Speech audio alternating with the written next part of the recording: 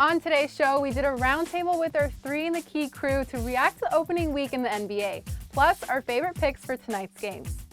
Later, I preview the quarterfinals of the Guadalajara Open in Mexico and give my picks for each matchup. Courts in session.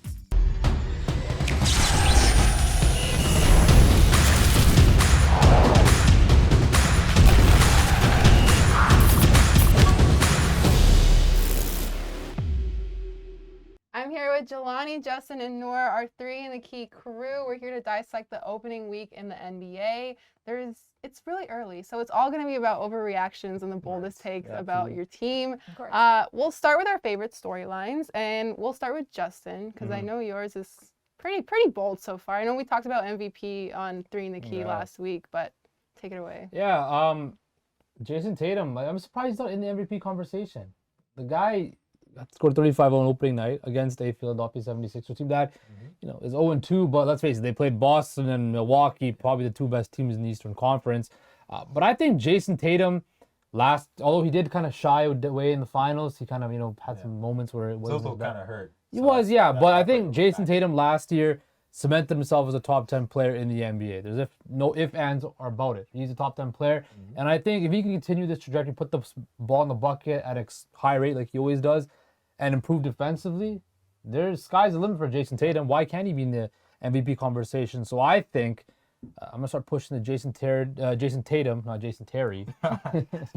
Jason Tatum, and for MVP narrative. I think the defense is going to be key because when you look at MVP, there's a lot of offensive talent in the favorites right now, but I think defense is going to be the one that separates them. He proved that in last year's playoffs, with Kevin Durant and stuff like that he can be a two-way player. And I think in this Boston system and the way they play, he'll definitely get the ability to play solid defense and still do what he does on the offensive side of the ball, where we know he's as big of a bucket getter as anybody is out there. And your team matters too, right? Like how well the Celtics do is going to be a reflection of Jason Tatum itself. And look at them already. We were going to be like, oh, Ime Udoka is not going to be there. Robert Williams is out. So what's going to happen? Slapping everybody along the way with Jason Tatum leading. You're the one calling for MVP. So what the hell are you talking about? It's fine. Contrarian in me. It's just one game. Why do you need? I mean, listen. I'm helping his point, and I can't help the point. Like, holy. I mean, you guys bet on the Sixers in the first game. I bet on the Celtics. So. Yeah. I don't know. No, you're right. You're right. But Jelani, what is your storyline for the week? Well, number 1 overall pick, Paolo Banchero. He had a great start against the Pistons. I know they lost the game, but he joins LeBron, Grant Hill, Willie Anderson, and Ron Harper as the only guys since the merger to have 25, 5, and 5 in their opening game. So he impressed us, 27-9, 5, and 2 blocks. And one monster. And that dunk. I know you guys saw it. I know you guys saw House of Highlights, wherever, Bleacher Report, Sideline Sources, it doesn't matter. I know you guys saw that. FanDuel Canada, of course. No, it was a good start for him. And, watching him at Duke, I knew that he would come into this league as a star. I think he has a lot of star potential. And the thing with Orlando, I know it's Orlando's the Magic. Like, you guys don't really pay attention to them, but they have one of the better young cores in the league. Please watch out for the Magic in a few years, okay? I love Wagner. Franz Wagner. Shout out to my fantasy team. We have Banchero. We have a lot of these guys. Terrence Ross. Terrence Ross, my guy, Terrence Ross. Now, Cole Anthony, shout out Tar Heels Nation. Okay. My guys from North Carolina. How many shout-outs was that? You want a Grammy or something? Bro. Man, I want to thank you. I want to thank my dad. Bro, they don't know you like that. This is probably the only time that the Magic will be talked about. So I'm giving them their love for now. Okay? They don't know you. They know me like, Cole knows me like that, bro. My fandom for the North Carolina Tar Heels, he knows me. But anyway, to the Duke guy, Paolo Banchero, he had a great start. That was amazing. I didn't even get all those shout outs, to be honest with you. But Noor. Shout out to the crew. Yeah, moving on. My guys in the O. Please stop. Okay, let's move to Philly. Noor, what's your storyline? Where's the camera? Skinny Harden is back. Yes, there's only been 2 games. Yes, Philly did lose both of them. But let's not talk about that. Let's talk about his point percentage, Crina. 31 points, 35 points. He is right now on the season this week, averaging 33 points per game. Oh, and he looks That's quick math. The way the brain works, watch out, ladies. The way that he's been playing right now too, he's just confident. You don't see him slacking the way he was before. You don't see that second guessing, that third guessing. And my thing with him now too is like, if you don't want him to score free throws, just don't foul him. Just stop fouling him. You know where he's hot. You know where he's looking to get the shot. You know if he's not going to make it, he's going to get himself to the line. And if that's the case, like he's figured out his flaws as well as his strengths. And because of that, losing weight, like that's a big factor too. You have to be healthy in the NBA. You have to be on top of your diet, your regimen, everything. And if he's gonna be on track like this, I'm excited for him. I don't know about Philly because yes, he's been playing well, but they did lose both games. I think Embiid is gonna be the big factor when it comes to Philly because he's still the main guy on that squad. They will go as far as Embiid is gonna take them, but Harden is gonna be a fun piece to watch, and him being back as the same Harden as he was on the Rockets and everything, I'm just excited because he was always that sharp, volume shooter. That's a volume shooter in the league, and having someone like that who's back, who's an offensive juggernaut, I think it's gonna be great for also Maxi's growth because if he can take that pressure off of Maxi and let him do what he needs to do to grow in his area, it's gonna get so much better for Philly in the long run, and it'll be less pressure on Embiid as well to be that big guy. So Philly, they're at a not a strong start yet, but we're watching. It's funny you mentioned don't foul James Harden because a couple of times he did a shimmy after dropping a player and he missed both shots with literally no one in front of him. So there was a joke going around that still was a work in progress. Yeah, I know I'm not like ragging on him or anything like that, but I thought it was just funny. It was like if the way to defend him is to just fall down. Literally, yeah. Remember they used to defend him from behind. Yeah. I think we forgot about that. That was funny too. Who started that? Was that Freddie? No. Who was that? There was the one player did it, and I forget who it was. It was like a regular thing afterwards. Like every coach was like, actually, you gotta take the ball away from him, behind him. Don't get him at the front. He was taking 2018. I think if Harden can get back to, he's never gonna get back to that level that he was in Houston, that MVP level. That's gone. But he can be a good second guy for level sure. of James Harden we will never see again. But I think what we're seeing now is him get back to that style of play where he's aggressive, taking to the rim, doing his step back, his patented step back that we all missed. He's going to start cooking it up again. But I think when you look at James Harden, finally now he could have a home in Philly. He did not want to be in Houston, kind of forced his way out. Then he had to learn to be on the fly in Brooklyn. Kyrie, KD were never really in the lineup together. Now that he was able to be all offseason in Philly, time with Embiid, Maxey, Doctors, in that system, you're going to start seeing James Harden get more comfortable. I think we forget that, these guys are professional athletes and they do crazy things, but when you move from team to team and you have no continuity or chemistry, it's hard to get your game to fit in there, right? And I think you look at this, the four of us, we're still building chemistry on camera right now. So it's going to take time. Some of us carry the load more than others.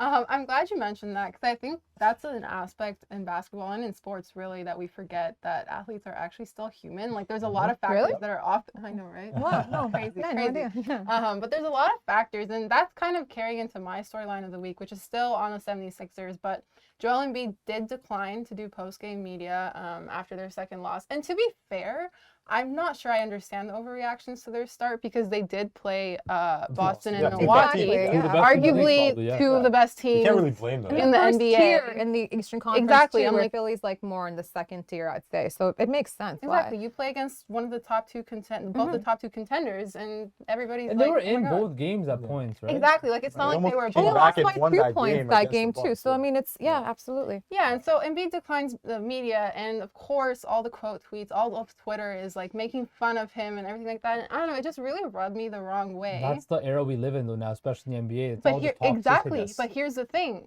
People love to advocate for players' mental health. Like if we talk about Ben Simmons last year, right? Like everybody was saying like we should be prioritizing his and at the same time it was like but at the same time you're making fun of Joel Embiid for declining media. And to be honest, I think we should be taking a look at post-game media after losses in like a bigger lens.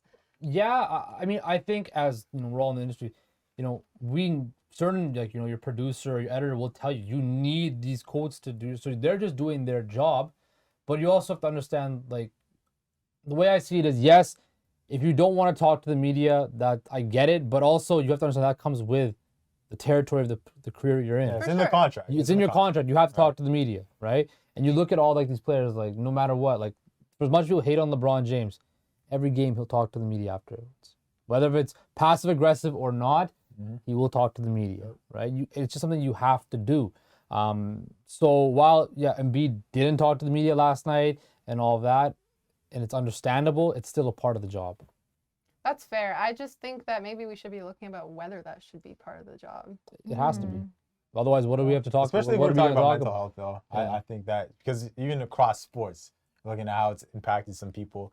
So yeah, you could probably say that. But yeah, in my opinion, also at the same time, it's in the contract, right? It's in the and he look, the second half he didn't really play that well. Of course, we saw it. So maybe that had something to do with it. We don't know. But yeah, again, like you were mentioning, just how Instagram, Twitter.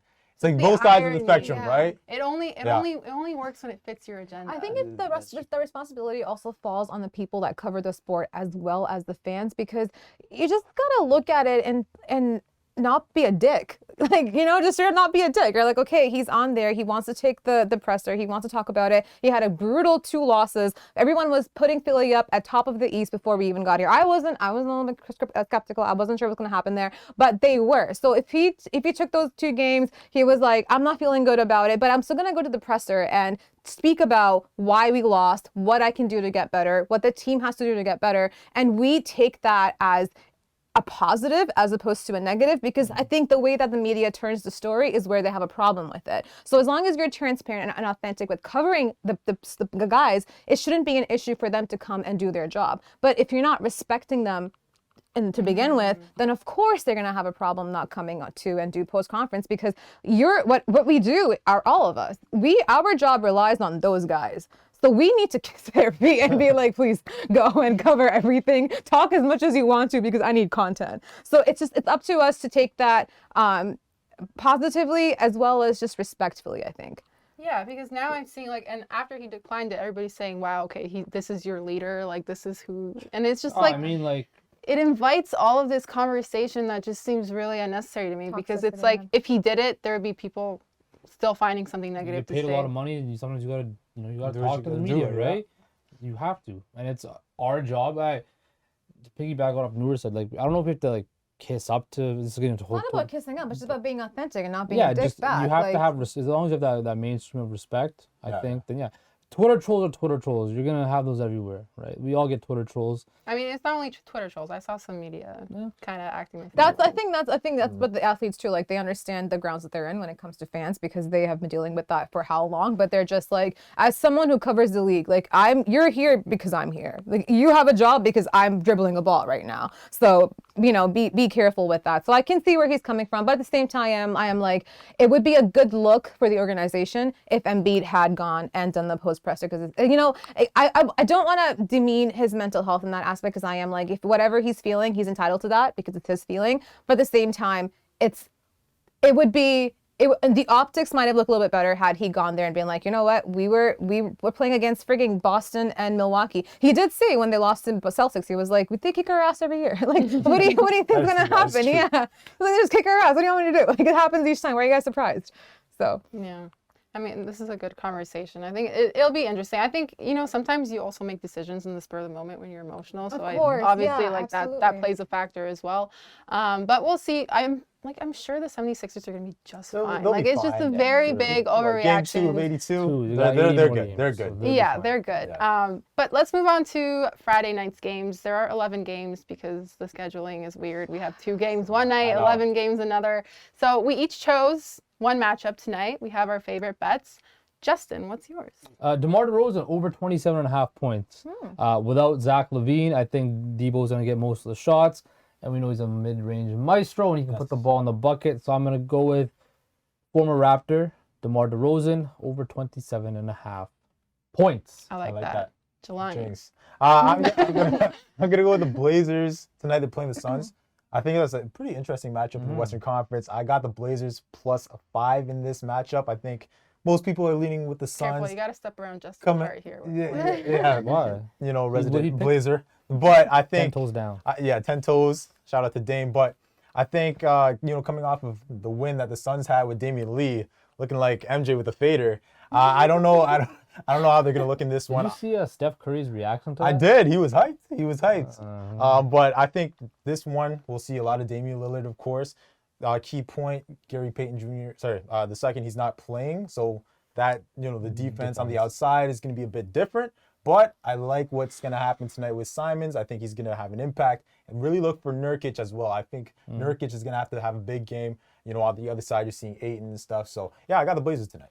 I like Jelani's bringing the teams that don't normally get a Yeah, lot of talk. don't really get love. Shout out to the Magic. Showing love to Shout out to the Blazers. No, just get rid of the shout out train. We're not starting that one again. All right, Noor, what's your pick for tonight? Yeah, we're going from the small market king here to the main event. And I'm sorry, Jelani. But tonight, my eyes are all over the Boston Celtics and Miami Heat. It's going to be a fantastic game. It could be a preview of some kind of playoff matchup, I'm pretty sure. But their over tonight is set at 218.5. And I'm smashing it, Crina. I'm going to smash it all the way because that means 199 points for each team. 199? 109. Such quick math. This is fantastic. My dad's going to be so proud. I'm going to show him this whole clip. I'm like, Dad, I can do math, I promise. But that means 109 points for each team. And I think both teams are defensive specialists, right? They can defend whenever they want to, but they're also offensive powerhouses. Like Boston has so many pieces that can go off. We just talked about Jason Tatum, who's been obviously he's only 1 week, but he's already he's averaging 30 points. And Jaylen Brown.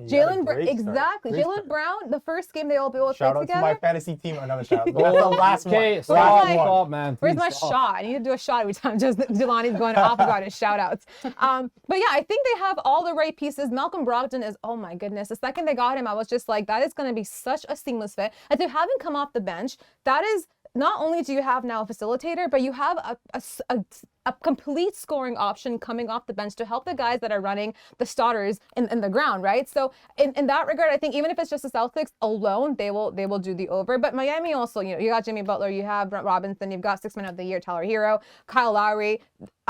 Points will be no problem in this one. It's just how much will the other team win by. So I can't give you who's going to win. I have no freaking idea right now. But I think the over is a no-brainer in this situation. When in doubt, hit the over. Hit the over. Yes. Yes. No doubt. That's a risky model to live by, but That's okay. We're fine. Mr. Contrarian. But my pick for tonight is the Bulls and Wizards game. I'm choosing Bulls money line because somehow the Bulls are not favored to win this matchup, which is kind of crazy to me. I know Zach LaVine is out, but the Wizards are one of the worst teams in the Eastern Conference. Kyle Kuzma is that dude. Who's Okay. Who's And control? the Bulls just beat the Miami Heat. Again, but Without Zach it's LaVine. so early. Like what? Yeah, we don't really know how teams are looking. So Give it a week. Exactly. Still It is early. Exactly. Next It's week on early, court so time I'm we'll have a riding better- off of the win next that week they on just court had. time we'll I have don't know. a I feel bigger like indication. Brad Beal is gonna have a big day today. I'm looking at north of 30 points. I don't know though his over under tonight, but Alternate points. yeah, I don't know. Alternate points 30 up. We're going with Bulls money line. Mine. We'll see who's right, but thanks for joining me guys today on Court Time. Good luck with all your picks. I hope mine hit. Don't yours don't. But don't go anywhere because we have some Mine are gonna hit. We have some tennis coming up next. Before we get into some WTA picks, some news came out earlier today involving former world #1 Simona Halep. She was provisionally suspended by the International Tennis Integrity Agency for a positive test at this year's US Open. She reportedly tested positive for an anti-anemia drug which affects the blood. Halep has already put out a statement denying the news, and we'll have more on that as the situation develops. Moving on to the last WTA 1000 event of the year, where the stakes are high. The last spot in the WTA finals will be determined after tonight's quarterfinal matchups in Mexico. Time to give my rulings. Coco Gauff has had a stellar year. She's already been in the final of a Grand Slam at 18 years old, and she's qualified for the WTA finals in both singles and doubles. Let's keep her streak going. Take Coco in 3 sets. Pegula is in the same boat as Coco Gauff, qualifying for the WTA finals in both singles and doubles. She's playing some of the best tennis of her career, but she's going up against her American compatriot, Sloane Stephens, who has had a successful history in Guadalajara, so it won't be an easy contest. Take Pegula in 3 sets. Maria Sakkari needs this win to make the final spot at the WTA finals, a positive way to end an up and down year. She's got some extra firepower after an exciting win over Danielle Collins. So let's take that to carry over in this match and take Sakkari in 3 sets. The last quarterfinal matchup is between Marie Buskova and Anna Kalinskaya. Buskova is the favorite, but let's take it further and say she wins in straight sets. Make sure you're following the Parleh on all our socials as our basketball content ramps up for the NBA season. This has been Court Time with Crina Mustafa, and I'll see you next Friday.